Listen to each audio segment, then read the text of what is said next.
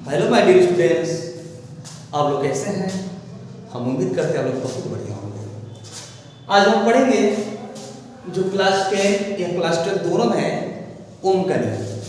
यानी ओम का नियम होता है क्या? देखिए बहुत ही ज़्यादा इंपॉर्टेंट टॉपिक है जो आपको क्लास 10 या क्लास 12 दोनों में देखने को मिलता है।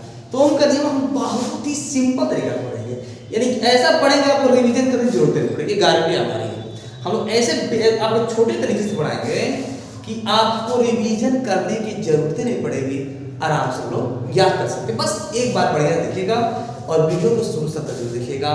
और आप इस चैनल पर आए तो चैनल को सब्सक्राइब कीजिए और प्यार भरा कमेंट जरूर कीजिएगा और हमारा फुल सपोर्ट करो जी, क्योंकि आप लोग सपोर्ट में बहुत ज़्यादा हो सकता है। ठीक है, अब हम पढ़ेंगे ओम का नियम। ठीक है कि यदि किसी चालक की भौतिक अवस्था, यानी कि चालक है, चालक किसे कहते हैं आपको पता है?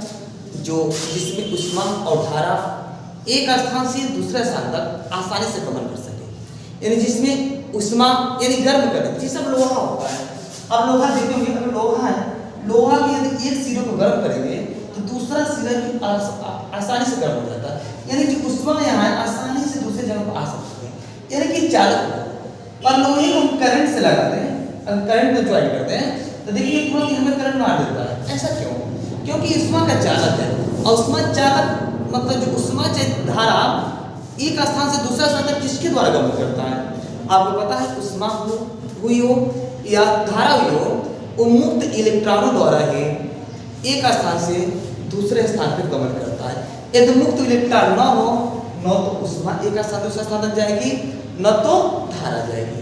तो ध्यान दीजिएगा, यानी कि कहा है कि यदि किसी चालक की भौतिक अवस्था में कोई परिवर्तन न हो, यानी उसकी जो भौतिक अवस्था है, जो फिजिकल स्टेट है, यदि उसमें कोई परिवर्तन नहीं होता है तो उसमें जो बहने वाली धारा, यानी जो इसमें करंट फ्लो हो रहा है, यानी जो इसमें धारा बह रही है, उसके सिरों के बीच, यानी जो सिर जिसे मान दिया ये आपका जो है मान कर कोई बता दिया ये आपका लोहा है, कोई है चालक है, इसमें धारा गमन कर रहा है। तो इसमें जो धारा बह रही है तो चालक के सिरों के बीच विभवांतर, सिरों की जो विभवांतर है यानी वोल्टेज भी है, लगाए के विभवांतर भी के समानुपाती होता है, यानी विभवांतर और धारा दोनों क्या होते हैं? समानुपाती है। अगर सिंपल तरीका से पढ़ा जाए, अगर कोई पूछे ओम का नियम किसे कहते हैं तो बता सकते हैं ओम के नियम के अनुसार किसी चालक में लगाए गए विभवांतर और धारा दोनों क्या होते हैं? समानुपाती होते हैं, यानी विभवांतर और धारा दोनों क्या होते हैं? समानुपाती होते हैं। इसी को हम ओम का नियम कहते हैं। ध्यान दीजिए। अब देखिए जो समानुपाती आपको पता है, समानुपाती का सिंबल हम हटाते हैं, यानी जब ये इक्वल करेंगे तो समानुपाती का सिंबल हटाएंगे, और जब समानुपाती का सिंबल हटाएंगे तो किसी कांस्टेंट का प्रयोग करना पड़ेगा।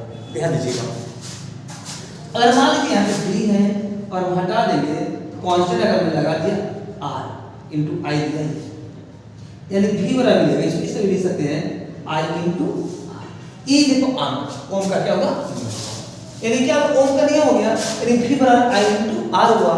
अब देखिए जो दिखाई दे रहा है जहां जो मिलेगा, जहां v बराबर क्या होता है? विभवांतर होगा। जो v का वैल्यू क्या है? विभवांतर है, और I का वैल्यू क्या हमारा? धारा है। और देखिए विभवांतर का मात्रक वोल्ट होता है और धारा का मात्रक क्या होता है? एम्पियर होता है। और जो R क्या है हमारा? R क्या हमारा? प्रतिरोध है। नियतांक मान लीजिएगा, देखिए इसी को हम क्या करते हैं? प्रतिरोध कहते हैं। ये क्या नियतांक है और जिसे प्रतिरोध कहते हैं, जिसे प्रतिरोध कहते हैं। देखिएगा ओम का नियम कितना सिंपल तरीका से हो गया, यानी कि सिंपल तरीका क्या हुआ, यानी कि चालक में बहने वाली धारा उसके सिरों के बीच लगाए गए विभवांतर दोनों क्या होते हैं? समानुपाती में क्या होता है? समान अंतर होता है, यानी कि अगर वोल्टेज विभवांतर बढ़ेगा तो धारा मान भी बढ़ेगा, यदि विभवांतर घटेगा तो धारा मान भी घटेगा, दोनों की वैल्यू क्या होती है? बैलेंस होती है, बराबर होती है। अब देखिए यानी भी समानुपाती आई, यदि समानुपाती का सिंबल हटाएंगे तो किसी कांस्टेंट का प्रयोग करना है। कांस्टेंट क्या लगेगा? r लगेगा, r इंटू आई। देखिए जहां इसको i r भी लिख सकते हैं, यानी कि भी लिख सकते हैं। धारा और प्रतिरोध के गुणनफल को हम विभवांतर कहते हैं, जिसे ओम का नियम भी कहा जाता है। इन धारा और प्रतिरोध के गुणनफल को, धारा और प्रतिरोध कि गुणनफल को हम विभवांतर करते हैं, जिससे उनका नियम निकालते हैं। अजान दूसरा विभवांतर है, विभवांतर मात्र वोल्ट होता है और आई का मान क्या है, धारा है। धारा का मात्रा क्या होता है, एम्पियर होता है। आर क्या नियतांक है, जिसे हम प्रतिरोध भी कहते हैं, इसका मात्रा क्या होता है, ओम होता है। देखिए कितना शाब्दिक अर्थ होंगे, यानी सीधा हम ऐसा पढ़ेंगे, आपको दोबारा एक बार पढ़ लेंगे ना, दोबारा आपको याद करने की जरूरत नहीं पड़ेगा। ये गारंटी हमारी है। तो बेस्ट आप लोग पढ़ते रहिए और तैयारी करते रहिए। हेलो माय डियर स्टूडेंट्स, अब हम लोग पढ़ेंगे कूलाम का नियम। देखिए कूलाम का नियम है क्लास 12 का, ये भी बहुत इंपॉर्टेंट टॉपिक है, बहुत ज़्यादा पूछा जाता है बोर्ड एग्जाम में। इस पर एकदम मक्खन जैसे बताएंगे आपको, यदि मक्खन जैसे छोटे शब्दों में, और भी ऐसा शब्द बताएंगे जो 100% सुनते ही आ जाएगा यार। ये सिर्फ मतलब छोटे शब्द बताएंगे कि आपको सुनते ही समझ में आ जाएगा, दोबारा पढ़ने की जरूरत नहीं पड़ेगी। गारंटी लाइफ में कभी आप भूल नहीं सकते हैं कि ओम का नियम क्या था, किसे कहते हैं, और कूलाम का नियम किसे कहते हैं, ये हमारी गारंटी है। इस वीडियो को शुरू से अंत तक देखते रहिएगा। देखिए क्या कर रहा है, कूलाम का नियम कह रहा है इस नियम के अनुसार दो बिंदु आवेशों के मध्य, जैसे मान लीजिए दो बिंदु आवेश है, जैसे मान लीजिए एक Q1 आवेश है, एक Q2 आवेश है, ध्यान देना लगने वाला बल, इनके देखिए जो दो आवेश होते हैं तो दोनों आवेशों के मध्य तो बल लगेगा, और एक हमारा प्लस आवेश है, दूसरा माइनस आवेश है, जो दोनों प्लस माइनस है तो आकर्षण बल अनुभव करता है। अगर एक प्लस एक माइनस है तो आकर्षण, और दोनों प्लस या दोनों माइनस है तो प्रतिकर्षण बल होता है। अब मैग्नेट देखो, मैग्नेट जब चुंबक होता है, चुंबक यदि चुंबक में जो दोनों ध्रुव एक जात के होंगे, यानी दोनों यस यस होंगे, साउथ साउथ, तो देखते हैं ना, हम लोग खेले भी हैं, आप लोग भी खेले होंगे छोटे भाई में। तो जब चुंबक को ले जाते हैं और मान लीजिए चुंबक हमारा यस है और दूसरा भी चुंबक यस है, तो देखिए बहुत ध्रुव आता है, यानी अट्रैक्टिव नहीं तो प्रतिकर्षण होता है। यदि मान लीजिए एक चुंबक और एक चुंबक हमारा नॉर्थ है, यदि एक चुंबक हमारा नॉर्थ है और एक चुंबक हमारा साउथ है, तो दोनों में कौन सा बल अनुभव करेगा, दोनों में आकर्षण बल का अनुभव होता है, या ये दोनों क्या करेंगे, पकड़ लेते हैं। इसी प्रकार यदि दोनों आवेश दोनों पॉजिटिव हैं, यदि दोनों पॉजिटिव हैं तो क्या होगा, दोनों एक प्रतिकर्षण बल अनुभव करेगा, यानी कि इसको फोर्स पुश करेगा, ढकेलेगा, एक इसे पुश करेगा। अगर एक माइनस होगा एक प्लस होगा तो दोनों में क्या होता है, अट्रैक्टिव फोर्स होगा, इन दोनों में आकर्षण बल लगेगा।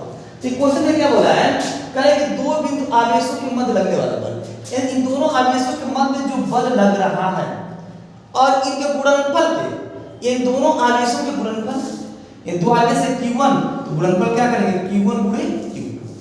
अगर उनके बीच की दूरी, जैसे मानिए दोनों आवेश है, दोनों आवेश कुछ डिस्टेंस में है, तो कुछ तो दूरी होगा, या तो 5 मीटर 10 मीटर सेंटीमीटर कुछ भी हो, यानी इनके बीच में जो डिस्टेंस लग रहा है, तो दूरी को देखो हम क्या मान लेते हैं, मैंने मान लिया आवेश है, मैंने दूरी को मान लिया कि जो डिस्टेंस है r है, ये दोनों बीच में क्या डिस्टेंस r है, तो कि दूरी के वर्ग की बीच का अनुपात, यानी जो दूरी का वर्ग करेंगे तो r² होगा, और r² की बीच क्रम करेंगे तो 1/r² होगा, यानी क्या कर सकते हैं, बट्टे r², यानी दोनों आवेशों का गुणनफल और उनकी दूरी के वर्ग के बीच का अनुपाती को क्या कहते हैं, कूलाम का नियम कहते हैं। सिंपल रूल है, यानी इस नियम के अनुसार दो बिंदु आवेशों के मध्य लगने वाला बल इसके गुणनफल के अनुपाती तथा उनके बीच की दूरी के वर्ग के बीच का अनुपाती होता है। क्या होता है, लगने वाला बल, मतलब फोर्स। बल को किससे लिखते हैं हम, F से लिखते हैं, फोर्स का बल होता है। देखो मैंने मान लिया, माना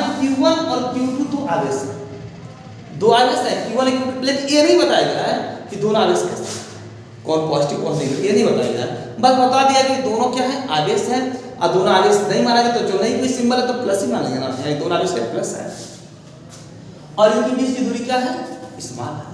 इनके बीच की दूरी मैंने बोला ना, दोनों के बीच की दूरी क्या है, स्मॉल है, जैसे Q1 और Q2 दो आवेश है और दोनों के बीच की दूरी क्या है, स्मॉल r है। अब क्या करेंगे, अब देखो क्या करें, फोर्स जो बल कर करेंगे दोनों आवेशों का गुणनफल, यानी Q1 गुणे Q2, और उनके बीच की दूरी का वर्ग, बीच की दूरी r है, r का वर्ग करेंगे तो r², ये क्या होता है, समानुपाती, यानी जो इधर व्युत्क्रम है इसका क्या व्युत्क्रमानुपाती होता है, सिंपल रूल है। अब क्या करेंगे, मैंने बोला ना जब समानुपाती का सिंबल हटाते हैं तो किसी कांस्टेंट का प्रयोग नहीं करना है। अब कांस्टेंट कौन है, या तो कांस्टेंट के मानिए, अब के और 1/4 कुछ मान सकते हैं, यानी मैंने क्या किया, जो क्वांटिटी नियतांक बताया है तो ये बराबर मिलेगा 1/4 क्यों लगाया है? क्योंकि मैंने नियता का नाम है समानुपाती सिंबल को हटा देंगे। अब Q1 × Q2/R², जहां हमारा क्या होगा, और जहां हम देखना चाहें तो जहां हमारा यह बराबर क्या होगा, उपल होगा, ठीक है जी। और Q1 Q2 दो आगे सही है। आइए इसको देखो जी, 1/4 पाई एप्सिलॉन नॉट, इसे k से भी लिखते हैं, इसे k से भी लिखते हैं, ये क्या हुआ एक नियतांक है। और चूंकि हमें पता है कि 1/4 का एप्सिलॉन नॉट या k का मान क्या होता है 9 × 10⁹ अर्थात हम लिख सकते हैं k बराबर 1/4 पाई एप्सिलॉन नॉट बराबर क्या होता है 9 × 10⁻, इतना लीजिएगा। ये हमारे क्या है, उल्लास नियम। देखिएगा इस नियम के अनुसार दो बिंदु आवेशों के मध्य लगने वाला बल उसके गुणनफल के बीच तथा उनके बीच की दूरी के वर्ग के इनके अनुपाती और उनके बीच की दूरी के बीच का अनुपाती होता है। आवेश Q1 Q2 है और बीच की दूरी क्या है r है।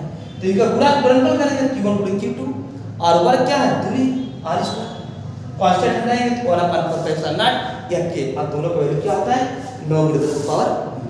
ध्यान दीजिएगा, एक ओम का नियम और कुलांक के दो नियम बताए हैं। और दोनों नियम अगर बढ़िया सा देख लीजिए जिंदगी भर कभी भी लाइफ में भूल नहीं सकते हैं कि ओम का नियम और कुलांक का नियम होता है। तो बेस्ट आप लोग तैयारी करते रहिए।